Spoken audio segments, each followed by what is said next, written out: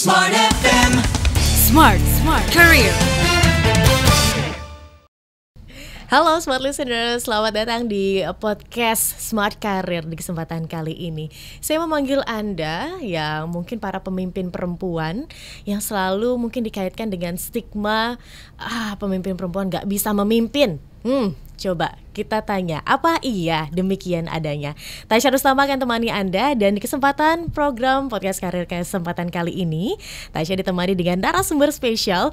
Beliau adalah seorang transformation business coach yang bernama Siska Naida Cherry. Halo Coach Siska. Halo, salam kenal. Salam dengan Kak Tasya. kenal. Thank you banget udah diundang di sini. Terima kasih sudah menyempatkan waktunya datang ke studio kami yang minimalis.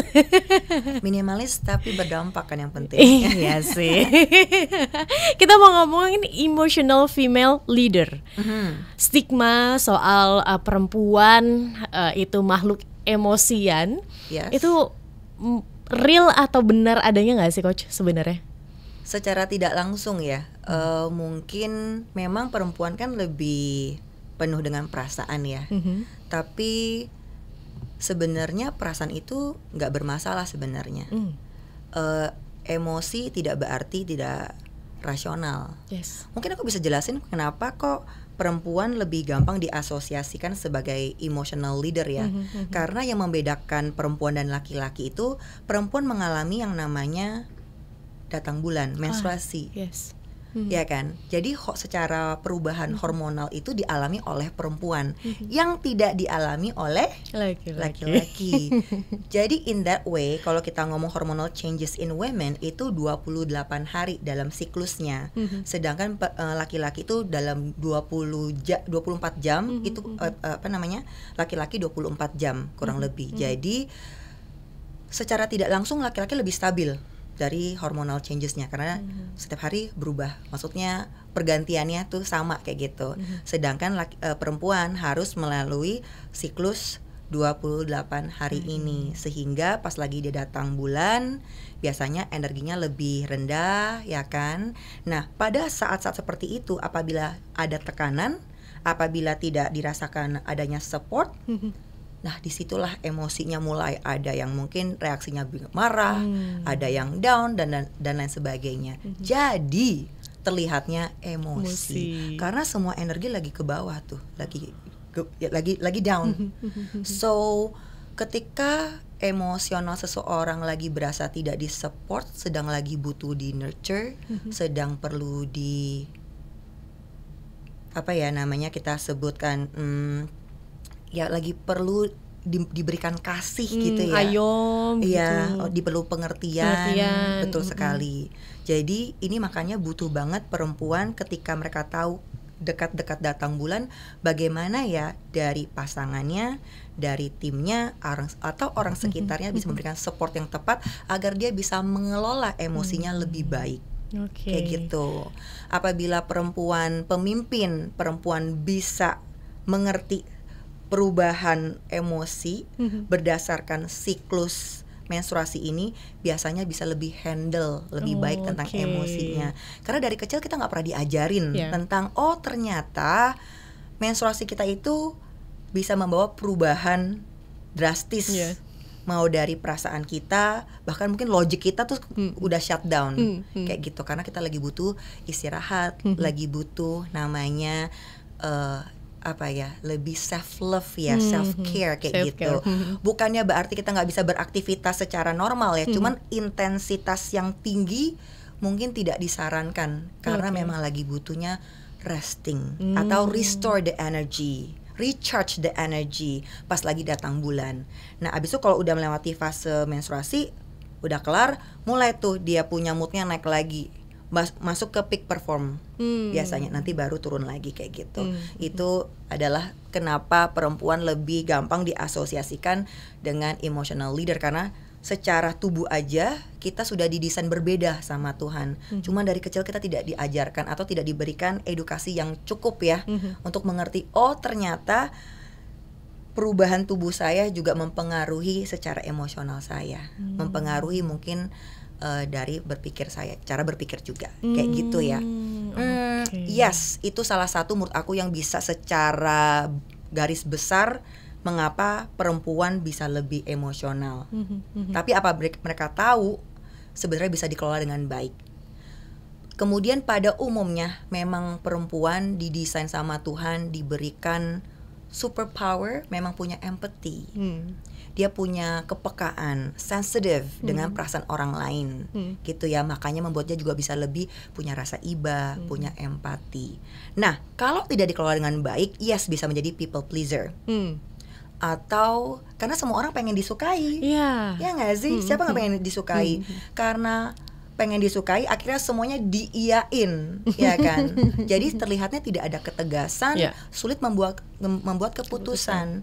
But once you aware, oke, gue ngerti perasaan lo nih, ya kan? Gimana ya kita tetap bisa mempunyai batasan-batasan yang jelas. Jadi yes, kita mengerti bahwa perempuan itu mempunyai kekuatannya empati, perasaan, tapi jangan sampai istilahnya kebablasan.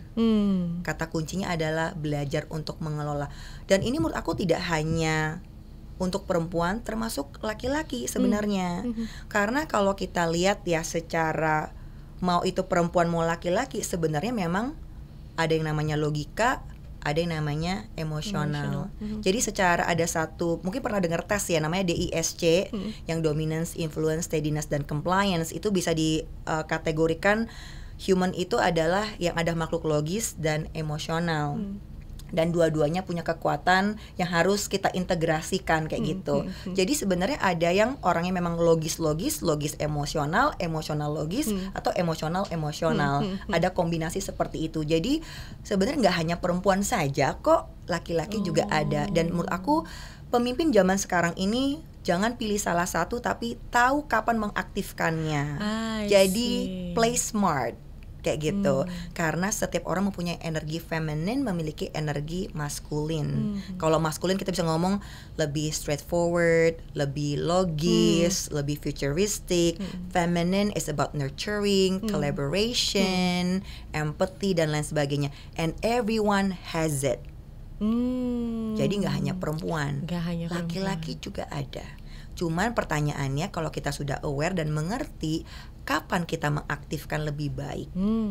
Karena kalau kamu ekstrim tegas banget, mungkin kamu bisa menjadi bossy dan intimidasi. Yes, benar. Kalau kamu terlalu empati bagus tapi kebablasan, kamu bisa menjadi people pleaser. Kamu jadi sulit untuk dihormati karena kamu iyain, kamu nggak mempunyai batasan-batasan jelas kayak gitu, kurang lebih sih. Oke, ini satu pertanyaan jawabannya udah langsung merangkum semuanya begitu ya, smart listeners. Semoga ya. Tapi kan kita kadang-kadang nggak bisa karena mungkin situasi atau keadaan begitu untuk para female leader akhirnya mendapatkan stigma dari sekitarnya tuh, coach. Gimana caranya biar female leader ini ya bisa memposisikan dirinya di posisi yang tepat, walaupun mungkin stigmanya seperti itu, tapi dia tetap bisa maju?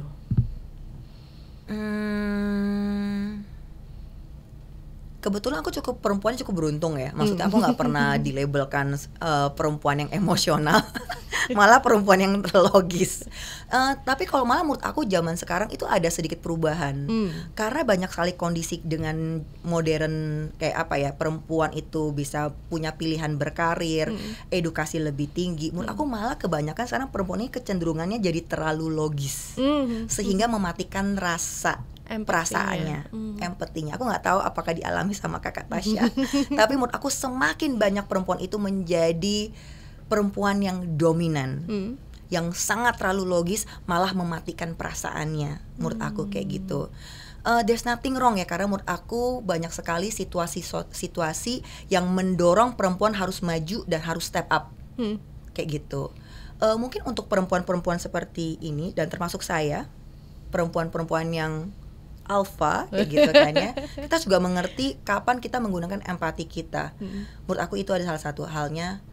Jadi jangan melepaskan karena waktu aku dalam perjalanan kepemimpinan aku, bahwa emosi itu adalah kelemahan. Untuk showing vulnerability adalah sebuah kelemahan. Padahal actually itu adalah sebuah kekuatan, karena kita dalam bisnis sebagai pemimpin tidak bisa bekerja sendirian.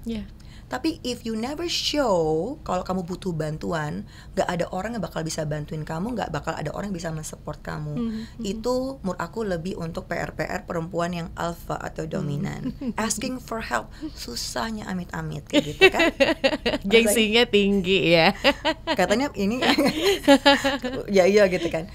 Sedangkan perempuan menurut aku yang di stigma, misalnya di label kayak leaders yang emosional, menurut aku caranya paling gampang adalah be authentic as who you are, dan benar-benar bisa show what you really good at. Jangan takut untuk berekspresi, menunjukkan apa sih talenta kamu, hadiah yang diberikan oleh Tuhan. Karena every single human being diberikan hadiah, talenta untuk bisa berkarya dan berkreasi. Once we can show what you really good at, menurut aku orang lain gak akan bisa berkata apa-apa. Menurut aku itu ya, untuk bisa mendapatkan posisi kamu di sesuatu tempat, show what you really good at.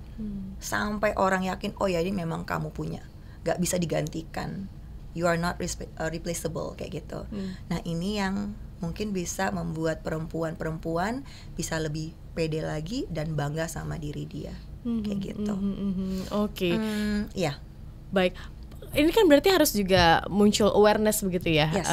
coach, dari sekelilingnya. Betul. Dimana ya tahulah bahwa namanya perempuan ada siklusnya tadi, Yes. yang kita juga harus paham bahwa oke, mungkin ini siklusnya lagi begini, jadi coba kita memposisikan diri.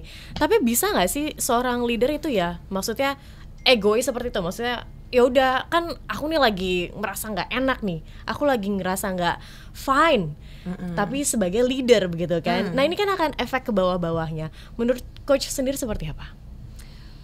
Kata kuncinya adalah komunikasi, itu yang penting. Oke. Tadi kan apabila kita lagi datang misalnya lagi masuk siklus yang rendah ya, bagaimana kita lagi mengkomunikasikan, oh ya saya dalam kondisi seperti ini, saya butuh bantuan. Maka tadi saya bilang untuk mengucapkan, mengkomunikasikan saya butuh bantuan itu tidak mudah, karena pemimpin sudah dicap kamu harus kuat. Iya. Tapi pemimpin juga manusia toh, ya nggak sih? Perlu dipuk-puk ya. Iya, perlu juga toh kadang-kadang diberikan perhatian. Tapi kadang-kadang orang nggak akan pernah tahu kamu butuh bantuan kalau kamu juga nggak pernah minta bantuannya, nggak pernah ngomong, nggak pernah mengkomunikasikan. Dan untuk menyuarakan itu butuh keberanian. Untuk ngomong tidak nyaman butuh keberanian.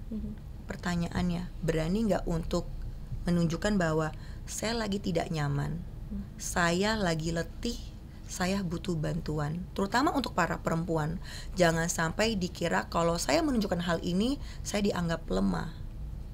Karena manusia tidak ada yang sempurna. Kalau kita sudah mengerti konsep semuanya tidak ada yang sempurna, tandanya kita punya kelebihan, kekuatan, dan juga sebaliknya kita punya keterbatasan dan kelemahan. So menurut aku adalah belajar konsep jangan jadi superwoman. It's so tiring, capek gitu kan. Belajarlah yang nama konsepnya super team, yang dimana setiap individu punya kekuatan masing-masing yang saling melengkapi, sehingga kelemahannya juga bisa disupport satu sama lain. Belajar konsep super team, jangan jadi superwoman. Gitu. Oke. Iya. Coach, ini sebenarnya seru banget pembahasannya, karena kita tahu kan namanya perempuan dengan segala dinamikanya seru banget, apalagi kalau kita ngomong konteksnya di bagian leadership begitu kan, kepemimpinan yang ya diasosiasikan harus kuat, harus nggak boleh ada kesalahan, perfect begitu kan. Itu kan tired banget ya smart listeners. Tadi semoga saja bisa mencerahkan dan juga membuat Anda terbuka, terutama untuk Anda para female leader di luar sana. Coach, kita ketemu lagi ya dengan pembahasan yang berbeda. Sip, boleh. Kita tutup dulu episode ini. Pastikan Anda dengarkan episode lainnya, smart listeners. Tetap bersama dengan kami dan dengarkan episode-episode lainnya dalam podcast Smart Career. Akhir kata, saya Tasya Rustama dan Coach Siska. Kami pamit undur diri. Bye-bye. Bye-bye. Smart FM. Smart Career. Make your future better.